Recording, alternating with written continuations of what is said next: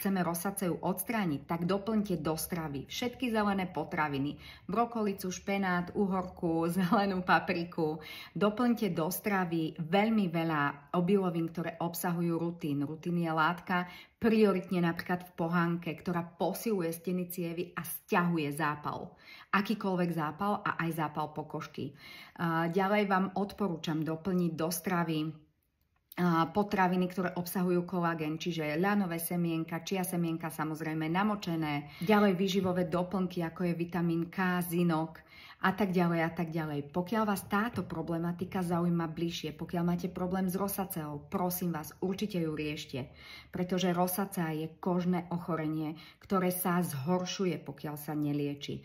Jeho liečba začína na tanieri, ale pokračuje aj starostlivosťou zvonku správne nastavenými a cieľene nastavenými produktami.